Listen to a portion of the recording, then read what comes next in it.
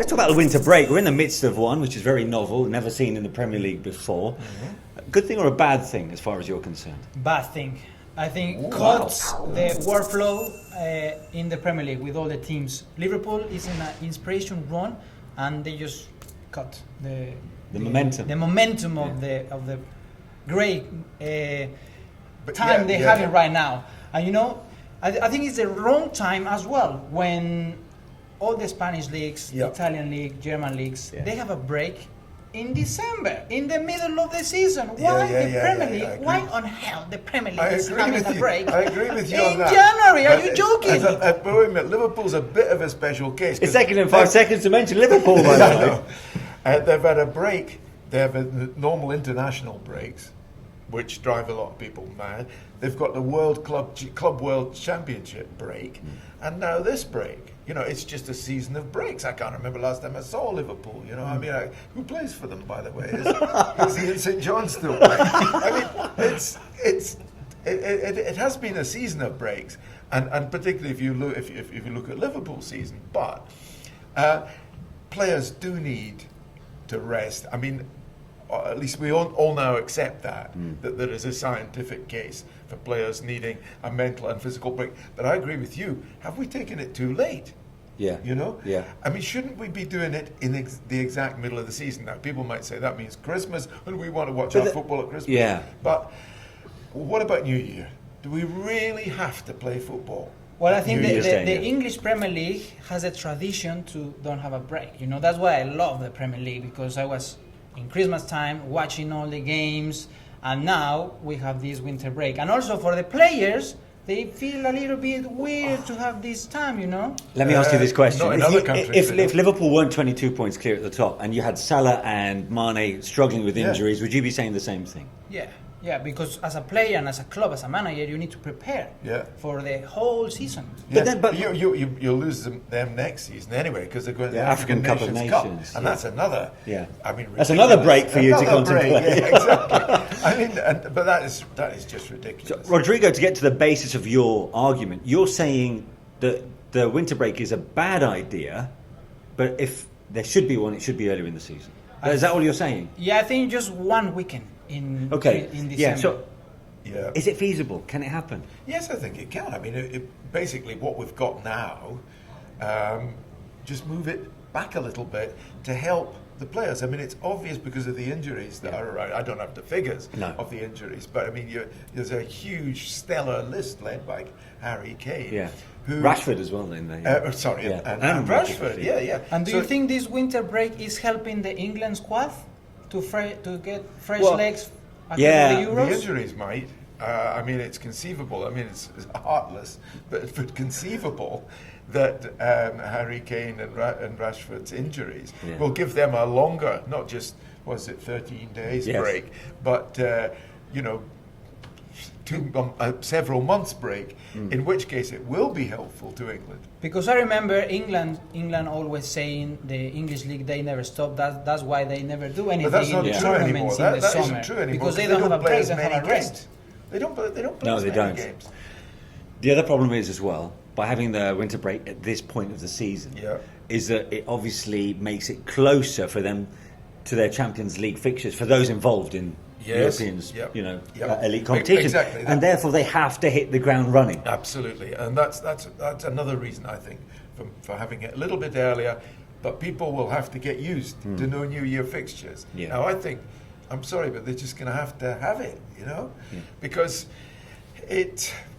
we've got the break now. You may as well have it at New Year. Spend time with your family.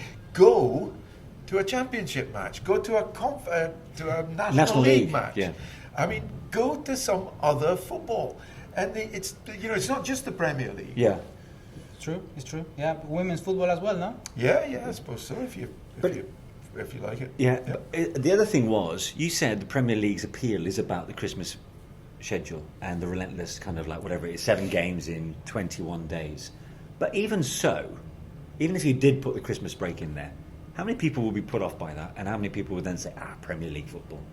It's gone out the window. Not many, would they? Not many. They wouldn't, would they? It wouldn't affect them that much. No, I don't think so. No, I think everyone in the world is always excited to watch the Premier League anytime. Yeah. It is a cliche, but I feel like that. I miss it even during international breaks. I miss the break, despite everything I said before. But I watch Championship football. I watch Scottish football. I watch occasionally women's football, but there's just nothing like that Premier League. We're going to talk about Arsenal, who 7 games into his tenure for Mikel Arteta, he's only managed the 1 win, but he's drawn 5 of them in that time. So it's hard to kind of make a definitive kind of assessment of where the Gunners are right now. Mm-hmm. But are Arsenal under Arteta going in the right direction for you? Very much so. I mean, you kindly mentioned how old I was earlier. I'd like to go back more than 20 years to the arrival of Arsene Wenger. At about the same time as now, the questions were being asked, the Arsenal squad's unhappy, there's a rift between the French-speaking ones and the English, rump from the George Graham era. The Dutch, I think, might have been neutral, I can't remember, but it was like... They didn't have any Swiss back then, that's why. Yes, and they or Swedes, and they basically, it was, the papers were carnage. Yeah. Within a few months, Arsenal started winning trophies and the question was never asked again. And I really feel that this is Arsenal's best chance of getting back there. I'm not saying that Arteta's the new Wenger, but he's made a great start and there's a good feeling around the club, despite reservations about the ownership's ambition. Yes. There is a good feeling about the club created by the young players. There's also speculation that certain older ones will go. I wouldn't have a problem with that, particularly if it included Ozil. Right. He should be straight out the door as soon as possible, in my opinion. Okay. But a lovely player though he is. Was. Yeah, all right. Interesting. We'll talk about the overall in a second. Rodrigo, for you, we've seen some encouraging performances, notably against Chelsea, but then they lost right at the end with those 2 late goals. But then that win against United was almost his definitive game in charge so far. Mm-hmm. But we've yet to see that complete performance over 90 minutes yet, haven't we? Well, he's still to have more time as a manager. I think he has a really, really difficult job to maintain Arsenal in the top of the English football. He needs plenty of time, at least 2 or 3 years, to show his capacity. But his first impression for me is bringing all that passion, and every single Arsenal fan love him. And that's one positive thing. And he has now young players. Brazilian as well, Martinelli, he's tremendous playing under Arteta, and I think he's bringing all these hunger players to show for Arsenal, and I think that's the key for Arteta, to bring more players, to bring for the fans, bring the fans together and the club, because that was not the case I know you're in the last few managers. You're a big fan of Martinelli. Oh, I think he's a wonderful player to watch. But I think a lot of the youngsters at Arsenal are very, very exciting. They're pacey and they're fit, and there's a sort of feeling of that they're growing up together with the club and with the young manager. I think it's quite exciting. People talk about to broaden it very, very slightly. Yeah. People talk about this being not a vintage Premier League, but in my opinion, some very good things are happening. That they're not sort of. Not the obvious things. They're not the obvious things. They're not top 4 necessarily guarantees. But the youth coming through at particularly Chelsea and Arsenal is to me very, very exciting in terms of the future and what it will mean for those clubs. I think things are good at Arsenal. And you mentioned the crowd, Rodders. The way. I think the key, and I've mentioned this before in the context of Jurgen Klopp, the key is this: the manager has the crowd on his side, the players have nowhere to hide, and that's key. Yeah, he's certainly got some improvement out of the likes of Granit Xhaka, even Squadron Mustafi, who was seen almost as a kind of a figure of fun. But these players are putting in performances, aren't they? A bit better, but I think they may have to make room. There's talk of Aubameyang going, and on the face of it, you shouldn't be selling your best players. And Aubameyang is obviously a quality player. But if that has to happen, Lacazette as well, very, again, popular player, and rightly so. But if they have to go, they have to go. The young players, it's no point in bringing them through unless they're going to be given first team shirts. Yes or no, this summer, if he's got the choice to get rid of those 3, and it's been reported this week across a lot of the newspapers, Lacazette, Aubameyang and Ozil to be shown the door as part of a radical overhaul, would you do it? Yeah. You would? Like a shot. Wow. I think Arsenal needs, where he needs to strengthen more, importantly, is in the defender. Yes. You know? But would They you need to do bring- what Patrick agrees with, which is getting rid of those three, No, including I think- Aubameyang? No. They need to stick with the Aubameyang. All and three? Like I said, yeah. And Ozil is one of the most iconic players, a World Cup winner. I think he can share his experience with the new young players as well. I think he needs, I don't know. Listen, He's not the number 10 and the thing he needs is, to stay. he was useful as a flat track bully because you get 3 points for beating the bottom club, same as you do for beating a top 4 club.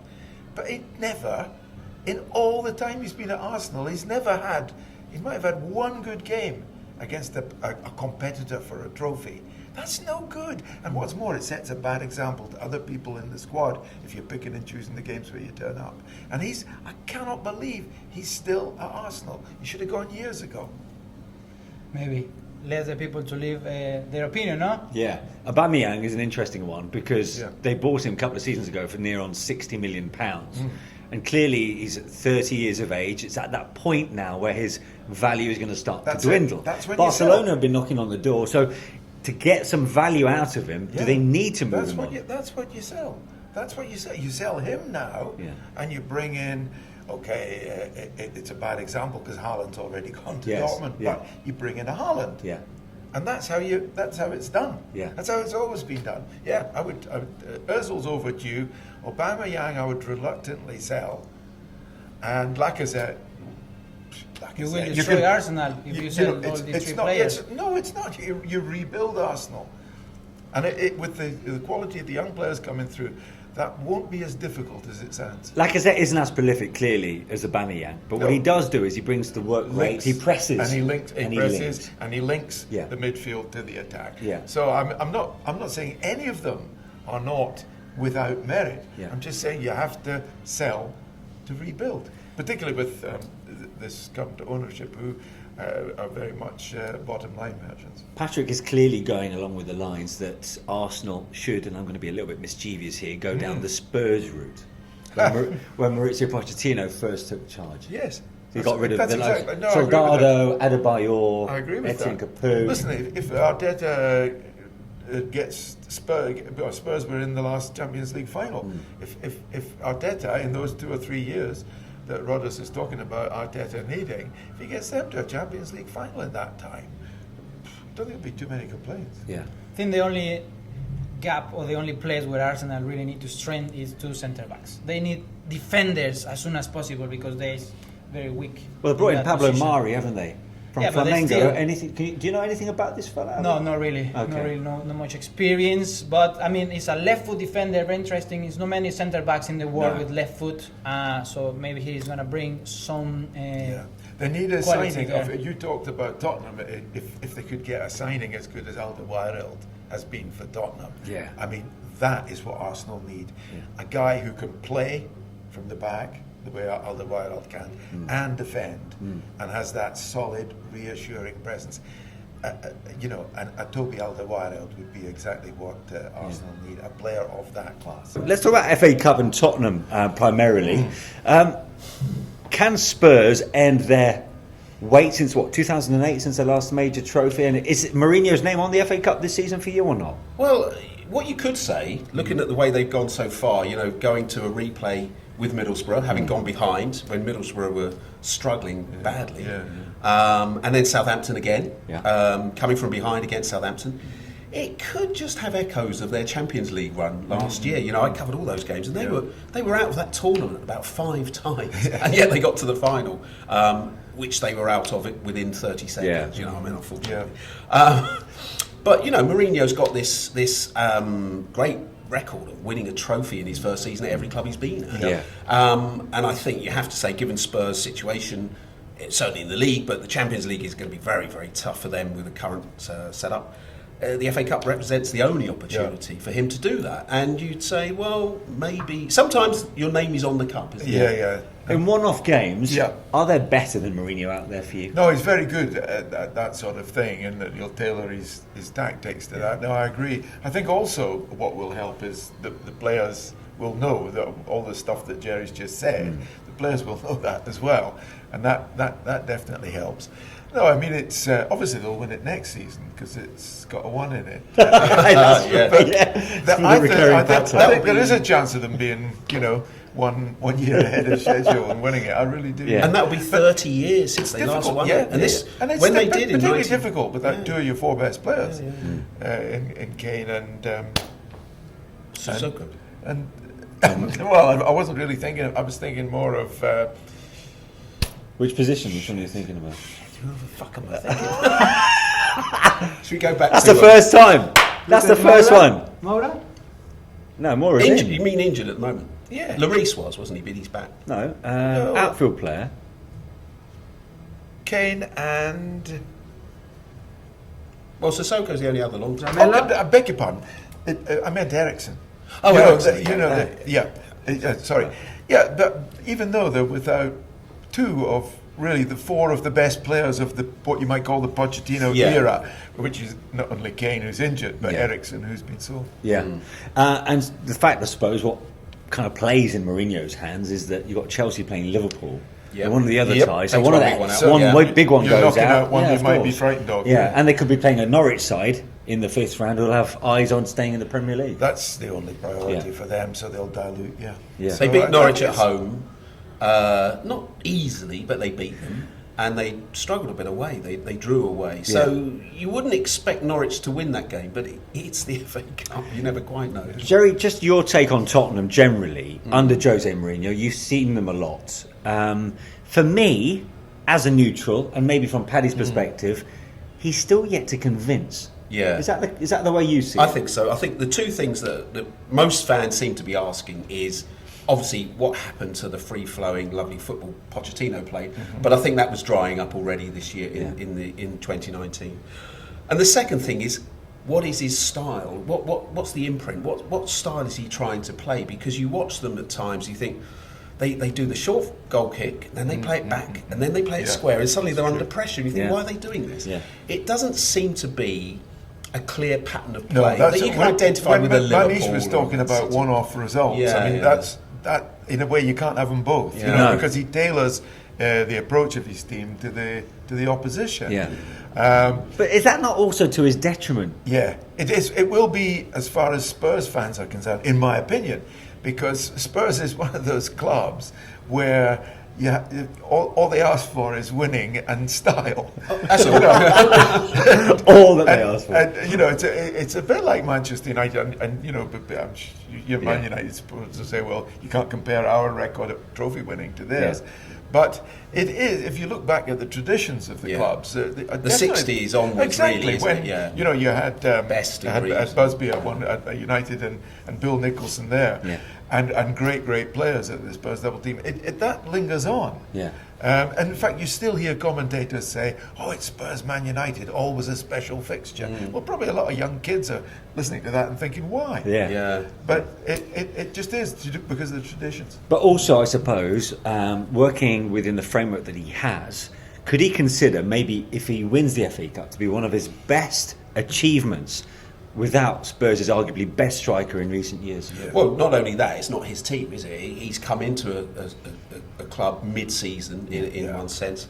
The players, clearly, there may have been 1 or 2 in this last window that he had a big say in bringing in. Maybe Jedson Fernandes, for example. Yeah. But I think most of the obviously all the side that were there under Pochettino, and then the signings that were made in the summer, who are players for the future. Lo Celso looks very good. Yes. And is he the like for like for Ericsson? I think he is now. Okay. He hasn't been playing in that position, but I think he will now get the chance. So the Dutch lad looks a real pro, and he's very good. Bovine, I mean, but I think so you've got to give Mourinho a little bit of leeway in the sense that allow him to build his team and then see where he can go. So if he wins a cup this year, the FA Cup, that will be a bonus. To make a challenge for the title or the Champions League, it would be a year or 2.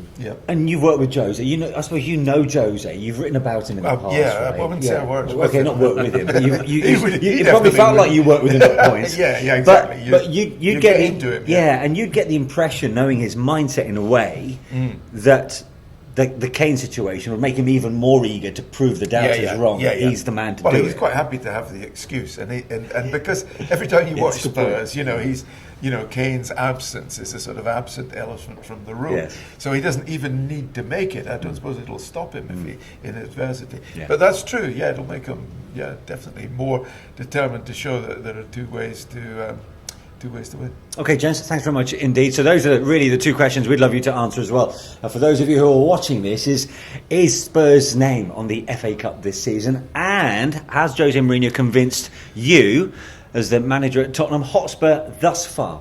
Don't forget you can watch this across all of Hayterstv social media channels, be it on Instagram and on YouTube. But for now, from all of us, thanks for watching. Bye for now.